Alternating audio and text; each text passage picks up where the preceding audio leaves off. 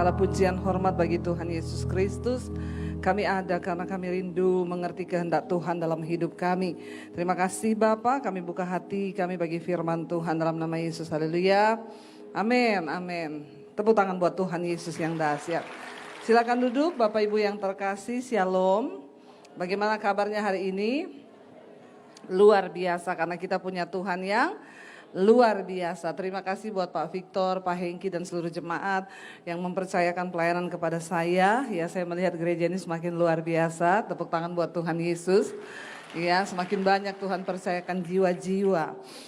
Iya, Bapak Ibu yang terkasih, kita percaya bahwa kita punya Tuhan yang dahsyat ya. Tadi dalam penyembahan ya Pak Victor sudah membawa kita dan kita harus percaya bahwa Dia Allah ya. Yehova Rafa, Yehova Jireh, ya Yehova yang mencukupi, yang menyembuhkan, Dia Tuhan yang menyertai, El Shaddai ya, dan kita harus percaya bahwa itu terjadi. Nah, kita belajar saudara dari perjalanan bangsa Israel. Saya percaya kenapa bangsa Israel itu kisahnya itu dicatat di dalam Alkitab, tentunya supaya menjadi pelajaran bagi setiap kita. Yang ikut mesbah doa setiap malam pasti tahu. Siapa yang ikut mesbah doa setiap malam nih di mesbah doa Debbie Basir TV? Angkat tangan. Yang belum harus ikut. Jangan lupa subscribe channel YouTube saya. Ya, dan saudara di situ kita belajar. Di mesbah doa yang setiap malam saya bawakan di channel saya itu kita belajar dari kitab Perjanjian Lama, dari Kejadian ya, dan sekarang sudah sampai di Yosua. Kita membahas ya pasal demi pasal. Karena kenapa banyak orang Kristen tuh nggak tahu, ya tidak mengerti tentang Alkitab, nggak tahu tentang firman Allah. Padahal Alkitab berkata bahwa kita ini harus siap sedia loh untuk memberikan pertanggungan jawab kepada semua orang yang meminta pertanggungan jawab terhadap iman kita. Katakan amin. Dan saya berdoa semua jemaat di tempat ini menjadi jemaat yang siap. Untuk apa? Untuk memberikan pertanggungan jawab ketika kita berjumpa dengan orang, saudara harus melayani orang. Ya, saudara nggak usah berkata, oh iya Bu, nanti saya kasih nomornya Pak Victor ya, nanti Ibu konseling ya sama Pak Victor ya. Tapi saudara semua dipersiapkan, di akhir zaman kita harus menjadi murid dan kita memuridkan orang lain. Katakan, amin. Ya, kita buka bersama 1 Korintus pasal yang ke-10. Kalau kita lihat di sana judul perikopnya firman Tuhan ya 1 Korintus pasal yang ke-10, Israel sebagai suatu peringatan ya. Israel itu ditulis kisahnya sebagai peringatan bagi kita. Ada banyak hal yang kita bisa pelajari saudara dari kisah perjalanan mereka. Kurang lebih sama hari-hari ini kita pun ya sedang dibawa menuju kepada tanah perjanjian yang sedang kita tuju. Ya, dan kisahnya itu hampir mirip saudara. Kita semua sedang berjalan hari-hari ini ya sampai nanti kita mengakhiri pertandingan iman kita dengan baik. Jangan ada seorang pun yang merasa lemah atau akhirnya tersandung dan kita tidak bisa mencapai janji Tuhan.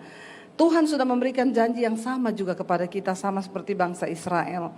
Dan kenapa kisah dari bangsa Israel itu ditulis ya? Kita lihat di sini Israel sebagai suatu peringatan. Kita baca bersama ayat 1, firman Tuhan berkata, aku mau supaya kamu mengetahui saudara-saudara bahwa apa? Bahwa nenek moyang kita semua berada di bawah perlindungan awan dan bahwa mereka semua telah melintasi laut. Ya, Rasul Paulus menulis ini kepada jemaat yang ada di Korintus. Dia berkata, aku mau supaya kamu mengetahui ya bahwa nenek moyang kita itu berada di bawah perlindungan awan dan bahwa mereka telah melintasi laut ya. Ketika bangsa Israel dibawa keluar dari perbudakan saudara dan akhirnya mereka ya dibawa melintasi laut dan dalam perlindungan awan mereka berjalan. Ayat yang kedua, untuk menjadi pengikut Musa mereka semua telah dibaptis dalam awan dan dalam laut. Ayat yang ketiga, mereka semua makan makanan rohani yang sama ya selama mereka berjalan itu. Dan mereka semua minum minuman rohani yang sama sebab mereka minum dari batu karang rohani yang mengikuti mereka dan batu karang itu ialah Kristus ya. Kita punya batu karang yang teguh hari ini yaitu Kristus ya. Ayat yang kelima, tetapi sungguh pun demikian Allah tidak berkenan ya, kepada bagian yang terbesar dari mereka karena mereka ditewaskan di padang gurun. Saudara, kalau kita melihat di sini dikatakan bangsa Israel, mereka itu sama-sama mengalami Tuhan. Mereka makan makanan rohani yang sama, mereka minum minuman yang sama.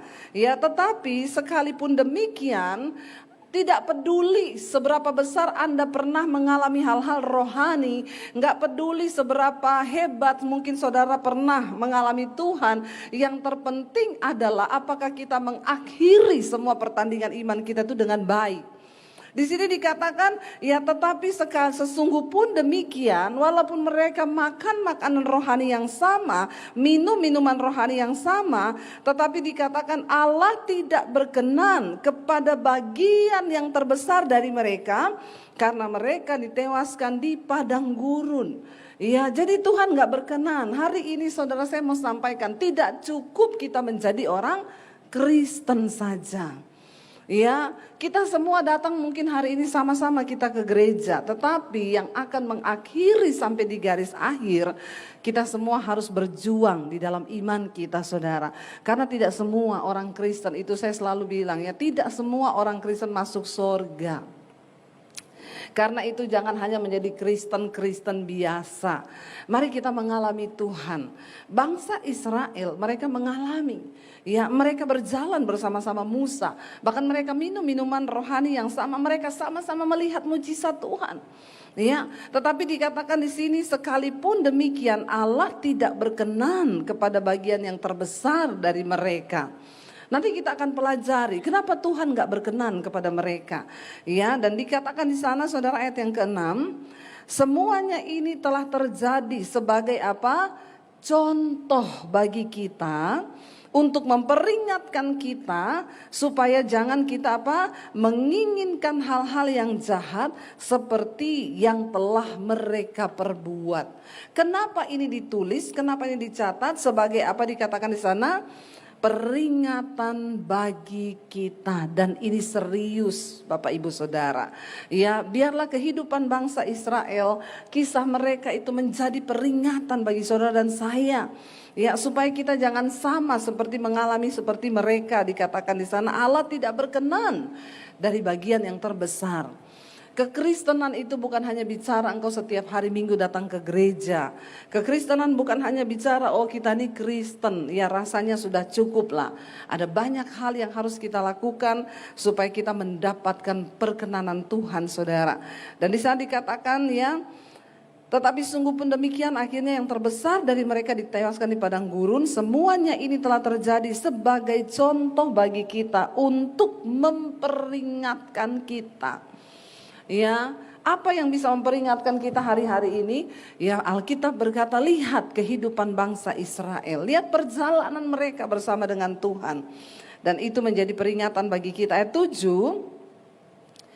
dan supaya jangan kita menjadi penyembah-penyembah berhala, sama seperti beberapa orang dari mereka. Ya, seperti ada tertulis, maka duduklah bangsa itu untuk makan minum, ya, dan kemudian bangunlah mereka dan bersukaria.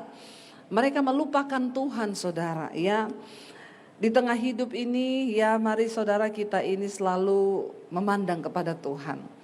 Jangan pernah melupakan Tuhan. Ada banyak orang akhirnya melupakan Tuhan. Waktu miskin dia berdoa, ya Tuhan, kalau Engkau berkati aku Tuhan, maka aku akan diberkati, aku akan lebih cinta lagi kepada Tuhan. Tapi setelah diberkati akhirnya dia lupa Tuhan. Ada seorang ibu datang sama saya, Bu Debbie, saya mau ibu berdoa buat kami, ibu, supaya suami saya miskin lagi, Bu. Loh, kenapa ibu perlu berdoa supaya suaminya miskin lagi? Dulu kami memulai pernikahan, kita mulai dari nol bersama-sama. Waktu masih miskin, suami saya ini cari Tuhan. Dia cinta Tuhan, Bu, dia cinta keluarga waktu masih miskin. Setiap hari kami berdoa bersama-sama. Tapi ketika sudah diberkati Tuhan, usahanya diberkati Tuhan, sekarang dia lupa Tuhan. Dia gak pernah lagi berdoa bersama keluarga. Dia benar-benar gak pernah ke gereja setiap hari, ya. Dia sibuk dengan usahanya. Jadi saya minta, Bu, supaya ibu berdoa biar suami saya miskin lagi. Ya, bahkan sekarang ketika diberkati sudah mulai selingkuh. Banyak orang saudara di dalam kehidupan seperti itu. Makanya kita perlu berdoa supaya mata kita tetap tertuju kepada Tuhan. Ya, ketika miskin, ya jangan kita menolak Tuhan. Ya, berikan padaku apa yang patut bagiku. Karena saudara, banyak orang itu yang juga tidak siap kaya loh. Makanya hati-hati, jangan cuma berdoa minta kaya. Tapi kalau kita nggak siap kaya itu bahaya. Ya, ketika dia masih miskin cari Tuhan, waktu diberkati lupa Tuhan. Sebaliknya, ada orang tadinya kaya saudara. Ya, saya kemarin ketemu dengan seorang hamba Tuhan. Lalu dia cerita-cerita dengan saya, dengan suami. Dia bilang, bayangkan ya, saya ini dulu dari orang kaya. Dia dibesarkan dalam keluarga yang kaya. Dia sudah menikmati semua kemewahan. Tiba-tiba ikut Tuhan, dia diproses Tuhan jadi miskin saudara. Dia bilang, aduh Bu, saya tuh hampir gak kuat. Ya karena bayangkan loh, dari kaya ya jadi kaya jadi miskin. Itu tuh rasanya berat loh. Ya saya bilang kalau gitu kebalik Pak dari kita. Kita ini miskin terus dari dulu. Ikut Tuhan tuh menderita terus. Sekarang diberkati. Tapi ya kayaknya sama ya penderitaannya ya. Takut juga loh saudara kalau diberkati itu tiba-tiba ya. Dia bilang tapi kayaknya lebih menderita saya deh Bu. Jadi dari kaya jadi miskin. Saya bilang bukan soal menderitanya atau enggak. Tapi kita temukan enggak di dalamnya itu apa maksud Tuhan. Ya, bukan soal Bapak dari kaya jadi miskin terus Bapak menderita. Saya bilang ketika Tuhan proses begitu, Bapak menemukan enggak maksud Tuhan di dalamnya? Iya. Saya belajar banyak hal dari proses itu loh yang Tuhan mau. Ya, dan ketika dia akhirnya bertahan saudara di dalam proses itu, ya ketika dia miskin banyak orang datang, teman-temannya datang, lu ngapain jadi hamba Tuhan, jadi miskin, udah lu balik lagi lah ke kerjaan yang lama, kamu terima aja lagi nih, kita kasih sekian, dia dapat tawaran saudara. Tapi dia berkata enggak, aku sudah memilih mengikut Tuhan. Kalaupun hari ini aku berkekurangan, aku tidak akan pernah tinggalkan panggilanku jadi hamba Tuhan. Dia jalani proses itu sampai ketika waktunya tiba saudara, dia tetap setia diuji. Sekarang Tuhan berkati dia lagi luar biasa, bahkan lebih luar biasa dari yang dulu. Tidak ada yang mustahil bagi Tuhan. Tapi saya percaya semua proses yang Tuhan izinkan terjadi itu untuk membawa iman kita semakin tumbuh di dalam Dia. Jangan engkau berkata hari ini saya miskin Bu, makanya di mana Tuhan ya, atau engkau pun hari ini merasa engkau kaya. Hati-hati, bukan soal miskin atau kayanya, tapi sikap hati kita kepada Tuhan. Saya bersyukur saya sudah menjalani semuanya saudara. Ya bertahun-tahun saya ikut Yesus tuh menderita terus ya. Tapi saya tetap percaya. Kenapa saya bilang saya mengikut Tuhan? Ya bukan supaya saya diberkati, bukan supaya saya jadi kaya. Kenapa kita perlu Tuhan di dalam hidup ini? Ada yang datang kepada saya berkata begini, Bu, saya tuh udah ikut Tuhan sungguh-sungguh loh, tapi kenapa hidup saya menderita? Kenapa banyak masalah? Ya, padahal saya udah ikut Tuhan sungguh-sungguh. Saya bilang sama dia, kita ikut Tuhan bukan supaya kita nggak ada masalah di hidup ini. Karena memang dunia ini adalah tempatnya masalah. Kita ada di dunia yang sudah rusak. Ya, kita ada di tengah orang-orang yang berdosa. Bahkan Yesus berkata, kamu itu seperti domba di tengah serigala. Ini tempatnya masalah. Kalau ibu masih hidup di dunia, ya itu mesti ada masalah. Kalau nggak ada masalah itu ya bukan di dunia lagi. Mau didoakan supaya cepat pulang ke rumah Bapak? Nggak mau juga, tetap masih mau di dunia. Kenapa kita percaya Tuhan dan harus mengikut Tuhan di dunia ini? Karena dunia ini memang banyak masalah. Kita ikut Tuhan, kita percaya Tuhan supaya kita mendapat kekuatan. Ketika kita menghadapi masalah, ada kekuatan.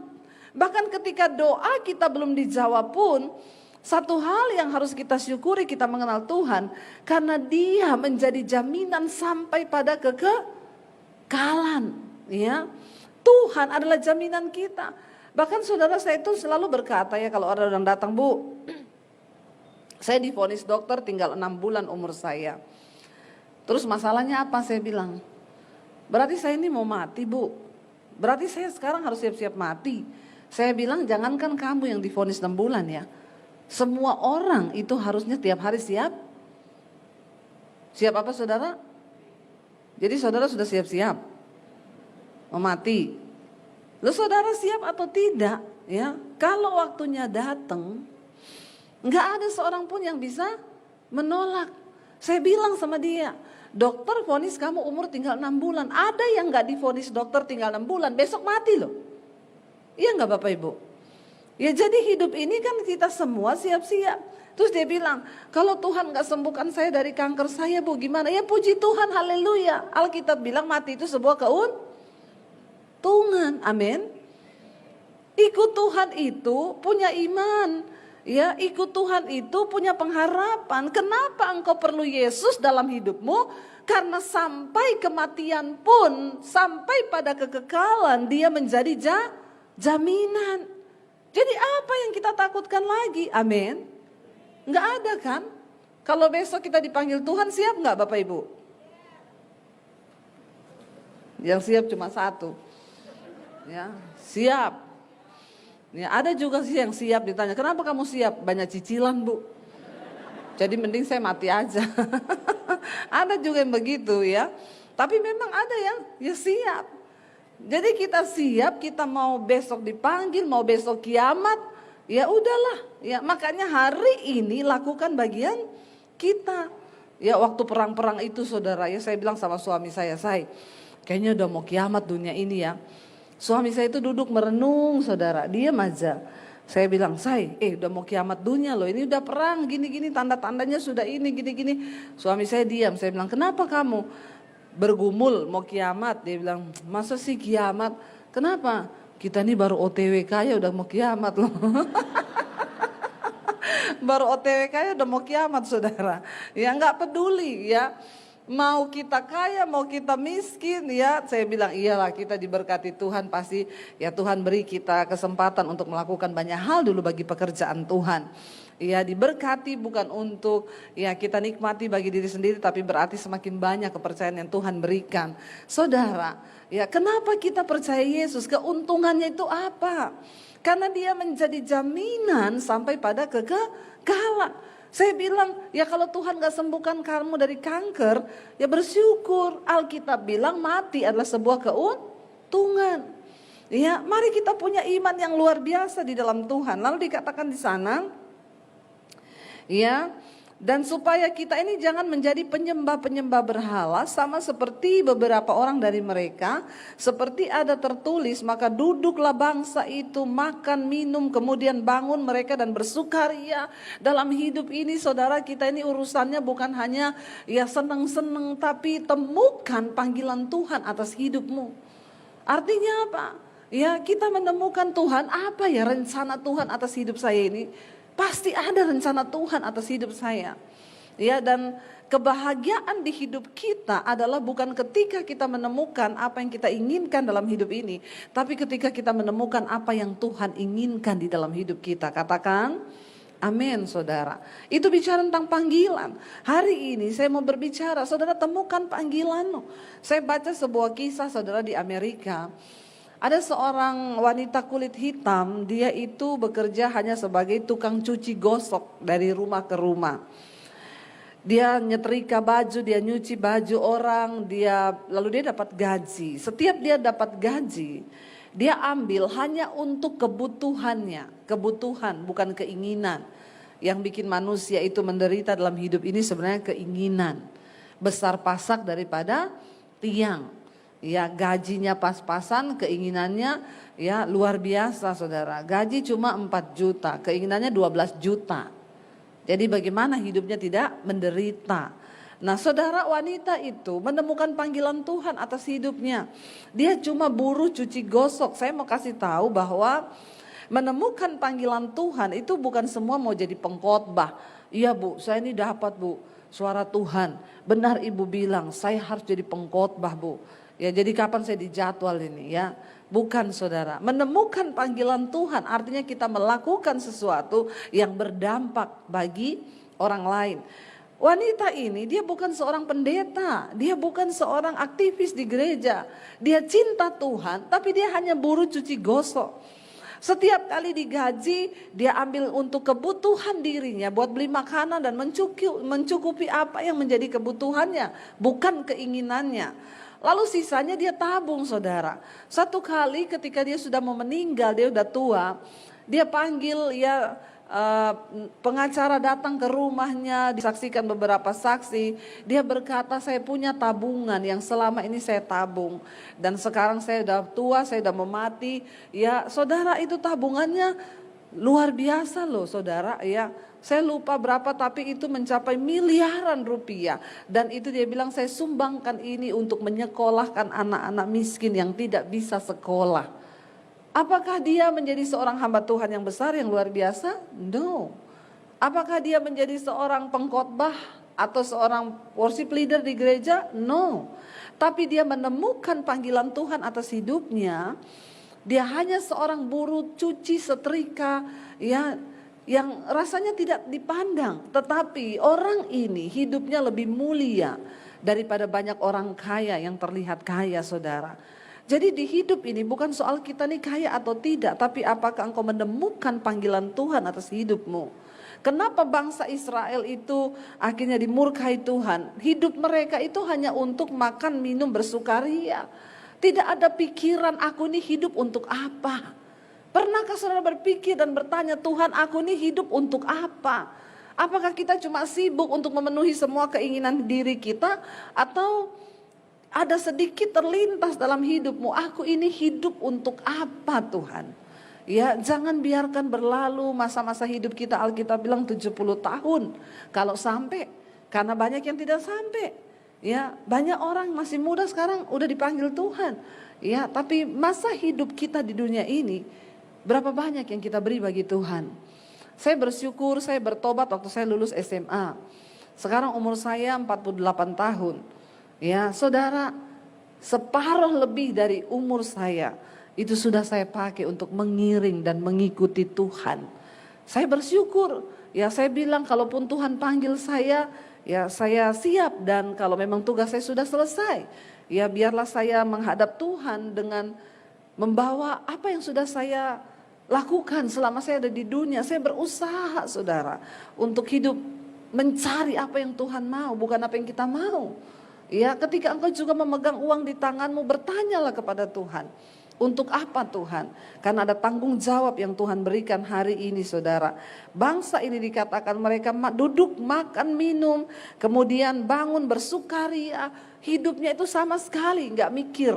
Ya buat apa sih Tuhan itu panggil aku, Tuhan bawa aku untuk mengenal Tuhan. Ayat yang ke-8 dikatakan, peringatan bagi kita tuh apa? Ayat 8 lagi, janganlah kita melakukan percabulan seperti yang dilakukan oleh beberapa orang dari mereka, sehingga pada satu hari telah tewas 23.000 orang saudara. Bayangkan dalam waktu satu hari Tuhan menewaskan 23.000 orang di padang gurun. Saudara, salah satu dosa yang paling juga mendatangkan kutuk di dalam hidup kita itu adalah percabulan. Ya saudara, hari ini saya tuh konseling orang tuh paling banyak ya itu kasus-kasus percabulan. Perselingkuhan itu terjadi, bahkan anak-anak muda ya. Banyak di antara anak muda sekarang yang sudah hidup dalam kenajisan. Kenapa? Kita nih sekarang pegang handphone.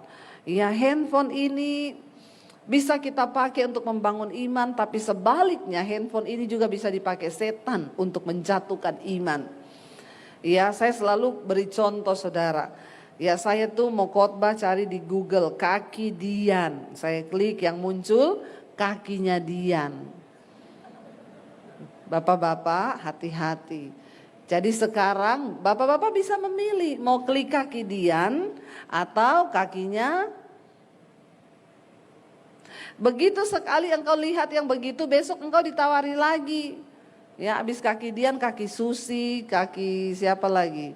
Sri, Rezeki. Ya itu ada semua. Nah kalau kita membiarkan diri kita jatuh, ya hati-hati. Dosa persinahan di dunia sekarang, Indonesia menempati perselingkuhan nomor 2. Nomor 2. Ya saya juga bingung, kemarin saya baru baca berita itu Indonesia menempati tertinggi dosa perselingkuhan itu nomor 2 loh di dunia. Hati-hati saudara, kenapa ini bisa terjadi? Kemarin kami lagi bahas-bahas ya sama Pak Victor, kita jalan ya, kata Pak Victor, banyak Bu yang di gunung-gunung itu ya banyak kasus-kasus perselingkuhan, persinahan di gunung-gunung. Saya bilang, apa karena kurang hiburan ya Pak di gunung ya? Jadi banyak persinahan ya. Kata suami saya, tapi di kota juga banyak hiburan, juga banyak persinahan. Ya, jadi apa yang membuat orang itu bersinah, melakukan persabulan? Ya itu memang ya roh ya yang bekerja di tengah-tengah kita di akhir zaman ini. Dan karena itu Tuhan memperingati kita lewat kehidupan bangsa Israel. Tuhan melarang mereka untuk tidak menikahi wanita-wanita Kanaan yang tidak takut Tuhan. Tapi mereka tetap melakukan percabulan dan kejatuhan bangsa Israel ketika mereka sudah memasuki tanah perjanjian, yaitu karena mereka melakukan percabulan dengan wanita-wanita Kanaan yang tidak takut akan Tuhan, menyembah berhala. Akhirnya mereka semua ikut dalam penyembahan berhala. Bapak Ibu, engkau yang punya anak-anak muda, hari-hari ini kita perlu banyak berdoa. Tanamkan takut akan Tuhan, tapi dimulai dari kita dulu, orang tua. Perselingkuhan itu terjadi begitu luar biasa. Ini ya, saya punya handphone ini, itu yang masuk puluhan ribu orang konseling. Kasus terbesar itu setiap buka itu, Bu, suami saya selingkuh, Bu, istri saya selingkuh, Bu. Ya, itu isinya semua perselingkuhan. Makanya sekarang ini kita sudah tidak main-main lagi. Mari kita sungguh-sungguh berdoa. Ya, kalau ada yang suaminya berselingkuh, dia datang, Bu Debbie, saya sudah berdoa buat suami tapi dia nggak mau bertobat, gimana ya Bu? Ibu doanya gimana? Tuhan jamah suamiku supaya bertobat. Sekarang rubah doanya, Tuhan hajar suamiku supaya dia bertobat. Ya, dia tanya, nggak apa-apa Bu saya berdoa begitu? Nggak apa-apa, doa saja, Tuhan hajar suamiku. Lalu suaminya pulang, dia bilang sama suaminya, saya sekarang tiap hari berdoa loh buat kamu. Saya berdoanya Tuhan hajar suamiku. Suaminya marah. Siapa yang suruh kamu berdoa begitu? Saya konseling sama Ibu Debbie Basir, katanya doanya begitu. Suaminya telepon saya saudara satu kali. Ini dengan pendeta Debbie Basir. Saya bilang iya betul. Pendeta macam apa kau itu? Kenapa? Katanya istri saya, ibu suruh istri saya berdoa, Tuhan hajar suamiku. Terus saya tanya, lah kenapa Bapak mau dihajar? Emang Bapak bikin salah apa? Ya tapi kan seberdosa-berdosanya suami, ibu gak boleh ngajarin jemaat berdoa begitu. Saya bilang Bapak tuh jangan kegeeran, gak usah terlalu pede. Alkitab berkata Pak, Tuhan menghajar orang yang dikasihinya dan dianggapnya anak. Kalau Bapak masih dikasihi Tuhan, dihajar supaya engkau bertobat. Tapi kalau Bapak udah gak dikasihi Tuhan, mati kau di hotel lagi bersinah masuk neraka. Langsung teleponnya putus, nit, kapok kau, tobat. Sekarang ini ngomongin jemaat udah gak bisa dengan kata-kata manis. Kenapa? Jemaat udah tahu itu dosa, dia tetap aja melakukan. Pusing gak? Bingung gak? Ya makanya saya bilang Bapak ngerti firman Pak. Lo bener Alkitab bilang Tuhan tuh menghajar orang yang dikasihinya. Dianggap anak dihajar kau Pak. Kalau udah gak dianggap anak Pak, ya bersinahlah kau di hotel sana. Mati kau di hotel, serangan jantung. Habis itu masuk kau neraka, langsung takut dia. Handphonenya langsung ditutup saudara. Mari kita mengerti kebenaran ya. Kenapa Tuhan mengingatkan kepada kita lewat kisah hidup bangsa Israel. Jangan kita melakukan percabulan. Ya seperti yang dilakukan oleh beberapa orang dari mereka. Sehingga pada satu hari telah tewas 23.000. Bayangkan loh, dalam waktu satu hari. Prediksi-prediksi tentang gempa, prediksi-prediksi tentang hal-hal yang menakutkan ada di depan mata kita. Bagaimana kita menyiasatinya? Katanya Bu, itu yang memprediksi Turki gempa kemarin, dia lagi prediksi bahwa Indonesia juga akan mengalami sesuatu yang akan mendatangkan kematian yang banyak. Saya cuma bilang, ya kita harus percaya bahwa Tuhan itu juga Tuhan yang murka. Jangan cuma percaya, oh Tuhan mengasihi, biarpun saya berdosa, biarpun saya ini bersinah, saya selingkuh, Tuhan itu Tuhan yang mengasihi. Hati-hati saudara. Sekarang banyak pengajaran-pengajaran yang mulai melenceng, ya menggampangkan kasih karunia Tuhan begitu. Ya, kalaupun kita berdosa Tuhan itu tahulah. Yesus saja mati bagi dosa kita. Masa sekarang kita berdosa terus kita nggak masuk surga? Kenapa di dalam kisah ini dicatat mati 23.000 orang dalam waktu 1 hari, saudara? Itu untuk membuka mata kita. Kita sudah membaca di atas tadi judulnya Israel sebagai suatu peringatan.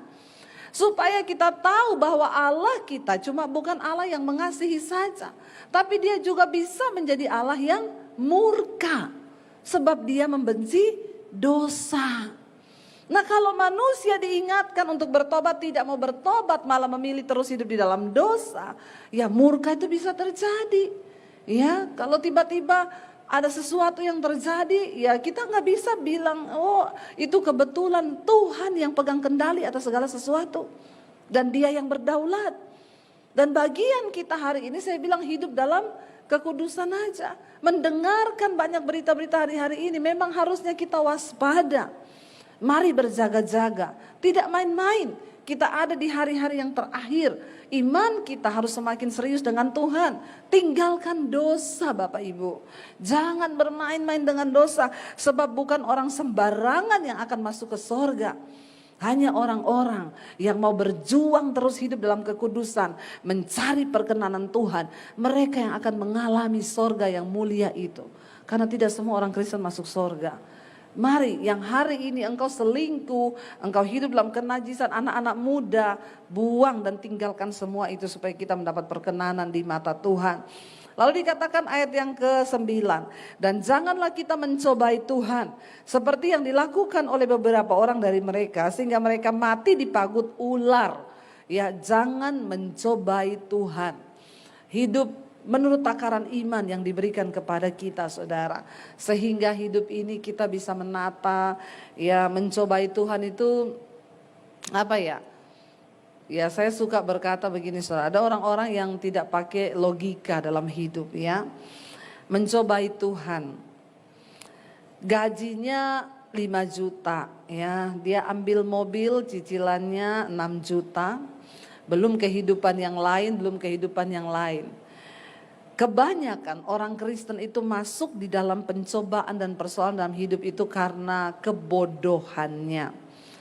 Kita punya Tuhan, kita punya hikmat Tuhan. Mari kita berdoa. Bagi anak-anak muda, jangan engkau mencobai Tuhan. Sudah tahu pacaran sama laki-laki merokok, mabok, sukanya dugem.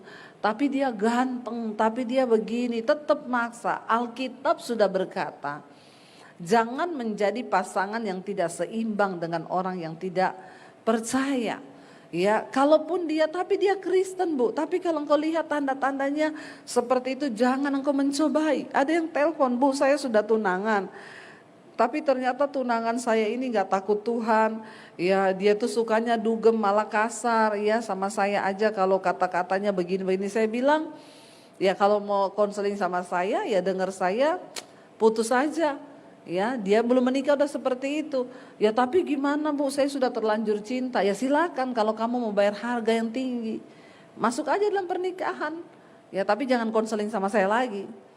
Ya, Tuhan sudah kasih kita firman. Ikutilah petunjuk firman itu. Jangan engkau mencobai Tuhan.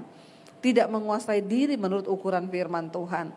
Ayat yang ke-10 dikatakan di sana, dan janganlah bersungut-sungut seperti yang dilakukan oleh beberapa orang dari mereka sehingga mereka dibinasakan oleh malaikat maut, saudara. Dosa bersungut-sungut, ini yang luar biasa. Saya berdoa jemaat di sini tidak ada yang bersungut-sungut. Tiap hari semua mengucap syukur, katakan. Lawannya bersungut-sungut adalah bersyukur. Orang yang suka bersungut pasti tidak mau bersyukur. Orang yang rajin bersyukur pasti tidak mau bersungut-sungut. Hidup ini dijalani, ndak usah banyak bersungut. Karena sungut-sungut itu memperlama perjalanan kita. Perjalanan bangsa Israel dari Mesir menuju ke tanah Kanaan itu harusnya cuma beberapa hari jalan kaki. Tapi menjadi 40 tahun karena mulut mereka itu loh. Bersungut-sungut. Loh saudara, ini tinggal 1 hari mereka mau masuk ke tanah perjanjian.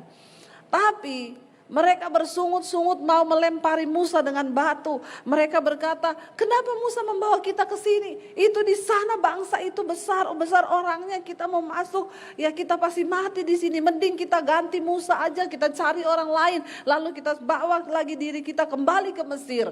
Ngapain kita memasuk tanah itu? Mulut mereka tuh bersungut. Enggak pernah berkata, Tuhan kami bersyukur, kami percaya Tuhan yang sudah memberikan janji dan kami akan masuk ke tanah itu. Tapi mulutnya bersungut-sungut. Nih ibu-ibu nih biasanya suka bersungut-sungut. Tapi ibu-ibu di sini tidak ngaku. Ya, hati-hati ibu-ibu ya, jangan kita banyak bersungut. Ya, kita harus mendukung suami. Ya, suami punya uang, ya disayang. Suami nggak punya uang ditendang, disayang juga ya. Dukung suami, berikan dia dukungan ya. Kita saling mendukung. Nggak apa-apa Pak, mungkin ya hari ini rezekinya sedikit, tapi percayalah kita punya Tuhan yang luar biasa. Tuhan itu pasti sanggup memberkati. Ya, saya tuh dulu saudara waktu hidup dengan suami saya, kami ini ya kalau dibilang mulai itu bukan dari nol lagi, dari kita ini mulai. Ya, saya tahu saya diciptakan sebagai seorang penolong. Wanita kita diciptakan sebagai seorang penolong. Dulu kami ya suami saya bikin percetakan. Distributornya itu semua pendeta-pendeta. Karena yang kita jual itu buku-buku rohani, renungan harian di seluruh Indonesia. Ya, distributornya hamba-hamba Tuhan. Tapi kalau tanggalnya sudah jatuh tempo, kita harus nyetak lagi, beli kertas lagi. Pendeta-pendeta itu belum bayar. Padahal kita udah kasih tempo 3 bulan, nanti kita kirim barang yang keempat, dia baru bayar yang pertama. Sebenarnya sudah cukup kan tempo 3 bulan. Tetap ada banyak yang telat, nggak bayar 4 bulan, 5 bulan. Ini kan pendeta semua distributornya. Kalau saya telepon, nada tunggunya Allah mengerti, Allah peduli. Dalam hati saya Allah aja mengerti, masa saya enggak ngerti, itu maksud dia. Ya enggak usah nagih lah, Allah aja mengerti. Ya Tuhan aja mengerti, masa lu enggak ngerti. Saudara, satu kali suami saya bilang, kita enggak bisa ambil kertas karena kita belum bayar yang tagihan yang bulan lalu. Jadi kita pasti telat bulan ini karena ngeri saudara, berhadapan dengan orang Kristen yang gak bertobat itu soal uang. Kalau Anda tidak dipercaya dalam hal uang, maka tidak mungkin Tuhan mempercayakan berkat yang besar dalam hidupmu. Karena satu-satunya Yesus mensejajarkan dirinya itu dengan mamon, dengan uang. Ya. Jadi saya tuh susah juga ya, kalau saya lihat suami begitu ya saya tidak bisa buat apa-apa. Tapi saya tahu saya ini diciptakan Tuhan sebagai penolong. Nanti kalau saya melemahkan imannya, karena bapak-bapak itu kan untuk percaya memang agak susah bapak-bapak itu. Karena mereka lebih pakai logika. Ya, perempuan itu lebih pakai perasaan. Jadi kita lebih rotok percaya ya daripada laki-laki. Dan bapak-bapak saya juga berdoa bapak-bapak di sini semua memakai iman, tidak pakai logika. Pakai imanmu kepada Tuhan. Pakai logika capek, makanya banyak laki-laki kena stroke. Karena cuma pakai logika terus ya, nggak pernah pakai iman. Jadi saya waktu itu ngomong sama suami, percaya saya besok itu pasti ada duitnya. Besok terakhir dari distributor itu ya toko itu bisa kasih kita kertas. Suami saya bilang, nggak mungkin besok terakhir, nggak mungkin besok ada yang kasih uang. Semua distributor sudah ditelepon, nggak ada yang mau bayar. Jadi saya cuma bilang, ya kita berdoa saja, tapi saya bilang besok uangnya pasti ada. Dia curiga sama saya. Dari mana? Kok kamu bisa ngomong begitu? Ya dari Tuhan. Emang ada yang janjiin? Enggak ada. Kenapa kamu bisa yakin? Saya bilang besok siang ada uangnya. Percaya saja. Besok siang pasti ada. Suami saya sepanjang hari itu nyanyi, hatiku percaya. Panjang percayanya, karena antara percaya dan tidak saudara. Tapi jangan bersungut, nyanyi aja, amin. Walaupun ngegas nyanyinya. Hatiku percaya. Ini antara percaya dan tidak. Ya memang saudara, itulah pergumulan. Ya saya bilang sama dia hari itu, besok bangun pagi dia bilang, mana duitnya? Nanti siang jam 1. Siapa yang janji sama kau? Dia bilang, gak ada yang janji, Tuhan yang janji. Saudara, ya malam itu sebelum malam itu, ya semalam sebelumnya, dia tidur, saya tuh doa loh, saya nangis sama Tuhan. Tuhan, tunjukkan mujizat-Mu bagi kami Tuhan. Saya gak mau bersungut, tapi saya percaya dalam ucapan syukur pasti ada berkat. Besok saya minta, gak tahu gimana caranya. Ada distributor lah yang Tuhan gerakkan untuk bayar. Karena saya sudah telepon semua distributor, mereka bilang besok itu gak ada yang bisa bayar. Suami saya hari itu ngomong, gimana saya? Nanti siang saya bilang, ada. Duitnya ada. Dia bilang, ya udah ini saya mau ke gereja dulu, mau lihat anak-anak latihan musik. Ya udah kamu ke gereja aja. Nanti pulang itu kamu mampir di ATM, duitnya udah ada. Dia bilang, ada yang janji? Enggak, nanti ada saya bilang. Akhirnya dia berangkat ke gereja, belum lihat anak-anak latihan, dia sudah mampir ke ATM. Lalu dia telepon saya, aku depan ATM ini, nggak ada duitnya. Lah kan saya bilang habis latihan. Lah belum latihan sudah cek duit loh. Ya begitulah bapak-bapak ya. Tapi bapak-bapak di sini tidak. Akhirnya dia pergi, saudara. Saya tuh di rumah, saya nangis, saya berdoa, Tuhan tolong. Saya juga nggak tahu dari mana uangnya, tapi saya yakin janji-Mu Tuhan. Saya ini tidak mau bersungut loh. Kalau engkau ada masalah, enggak usah curhat, enggak usah cari orang lain. Daripada curhat kanan kiri, apalagi mengandalkan manusia, Alkitab bilang terkutuk. Cari Tuhan, duduk di kaki Tuhan, katakan amin. Akhirnya selesai, udah mau selesai, saya lihat jam terus. Aduh udah selesai nih, aduh suami saya sebentar lagi telepon. Aduh Tuhan deg-degan dada saya. Enggak lama suami saya telepon. Saya bilang bener kan, gimana nih Tuhan ya, saya angkat teleponnya. Saya, gimana? Dia bilang aku udah di ATM ini. Gimana? Kamu janji sama distributor siapa? Enggak ada janji sama siapa-siapa. Enggak mungkin.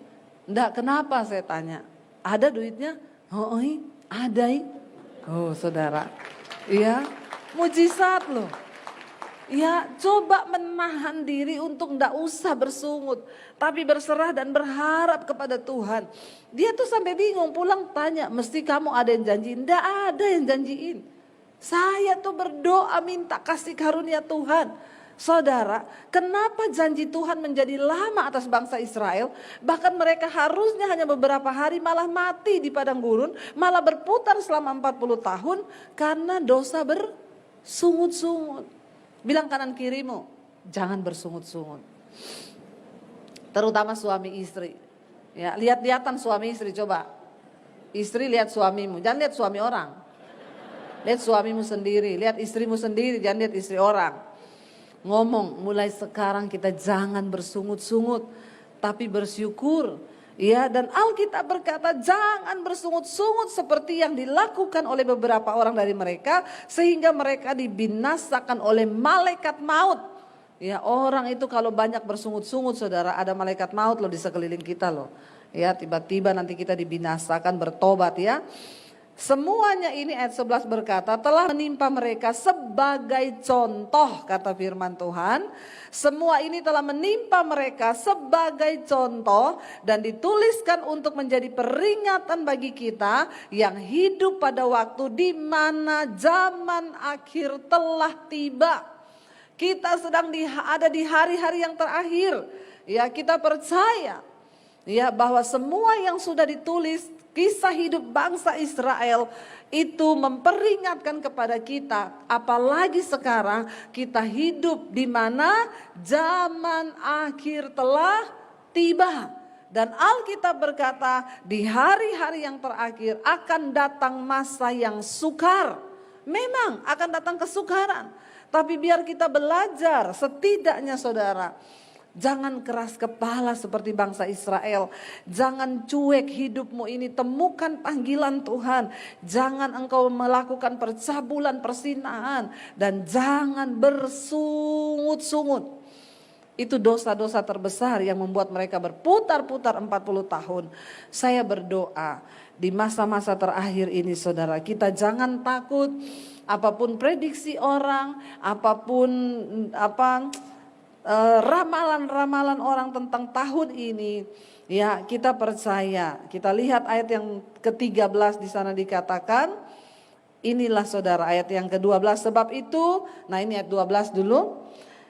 Apa caranya supaya kita ini tetap kuat? Sebab itu siapa yang menyangka bahwa ia teguh berdiri, hati-hatilah supaya ia jangan jatuh. Jangan ada seorang pun merasa kuat hari-hari ini. Kita membutuhkan Tuhan. Tidak ada satupun yang kuat. Saya tidak merasa kuat hari ini. Saya butuh Tuhan. Saya butuh teman-teman untuk menasehati saya. Saya butuh suami sebagai penasehat bagi saya. Suami, engkau juga butuh istri sebagai penasehatmu. Jangan berkata istri itu gak bisa apa-apa. Kamu bisanya dapur aja, gak usah campur dalam pekerjaan. Orang laki-laki yang mengasihi istrinya itu akan diberkati Tuhan. Saya melihat suami-suami yang melibatkan istri, meminta doa restu istri dalam segala hal. Itu hidupnya diberkati Tuhan. Kita ini harus sama-sama loh saudara. Dalam segala hal keputusan diputuskan bersama. Ya, suami saya itu loh, jangankan hal yang besar. Beli baju aja tanya saya loh saudara. Ya, kita kalau ke mall misalnya saya ke tempat lain, dia WA, "Say, kamu kesini bentar, kenapa? Aku mau beli kemeja ini, menurutmu bagus apa enggak? Cocok apa enggak?" Ya, kalau dia pakai, dia bilang bagus, saya bilang kurang, enggak jadi. Saya juga begitu. Ya, kita berdua bersama-sama, sepakat, apapun diputuskan bersama-sama, maka Tuhan pasti akan memberkati. Ya, jangan engkau merasa teguh berdiri, engkau butuh penasehat. Siapa penasehat terdekat kita? Suami, ya istri. Karena itulah orang yang terdekat dengan kita.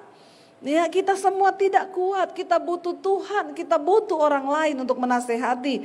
Ya, dikatakan jangan engkau merasa hari ini engkau teguh berdiri. Ya, supaya hati-hatilah, jangan sampai engkau jatuh. Ingat saudara, iblis hari-hari ini sedang memasang perangkap bagi kita.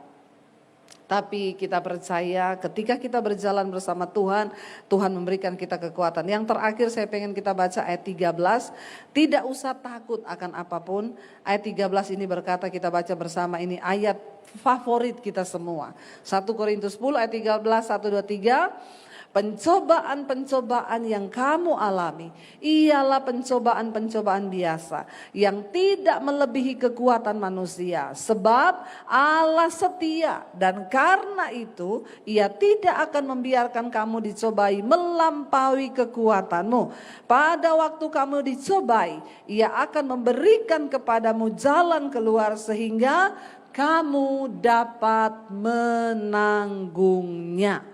Sekalipun kita ada di zaman akhir yang penuh dengan kesusahan yang besar, yang penuh dengan tantangan yang besar, Alkitab memberikan sebuah jaminan. Firman Tuhan berkata, pencobaan yang kita alami adalah pencobaan yang biasa, yang tidak akan melampaui kekuatan kita. Makanya dilarang alay dan lebay. Biasa aja, jalani hidupmu, hadapi masalahmu, tidak usah alay lebay. Cari Tuhan, ya, ndak usah, ya apa-apa, ya, saya mau bunuh diri bu, kenapa suamiku selingkuh, bodoh. Kenapa suami selingkuh kau mau bunuh diri? Makanya kasihi Tuhan lebih dari segala-galanya. Jangan mencintai suamimu lebih dari engkau mencintai Tuhan. Ya itu yang terjadi, akhirnya suami selingkuh, dia mau bunuh diri. Ngapain saya bilang, ya. Pencobaan yang kita alami itu pencobaan biasa yang tidak melebihi kekuatanmu. Hari ini apapun pencobaan yang kau alami, bilang kepada dirimu, Tuhan aku percaya pencobaanku ini pencobaan biasa yang tidak melebihi kekuatanku. Bilang kanan kirimu, coba colek, pencobaanmu itu biasa, tapi Tuhanmu itu luar biasa. Saudara, kita percaya Tuhan sanggup mendengar doa kita lebih dari yang kita harapkan. Dia mendengar doa kita lebih dari yang kita nyatakan kepada Dia. Karena itu jangan pernah menyerah. Kita datang kepada Tuhan hari ini. Saya undang para imam musik, ya. Kita naikkan pujian. Mungkin hari ini engkau belum melihat jawaban doa. Tapi percayalah bahwa Tuhan itu turut bekerja lebih dari yang kita doakan. Dia menjawab semua doa kita. Dia mendengar semua yang engkau lagi gumulkan. Bagian kita adalah percaya kepada Tuhan. Terima kasih Bapa.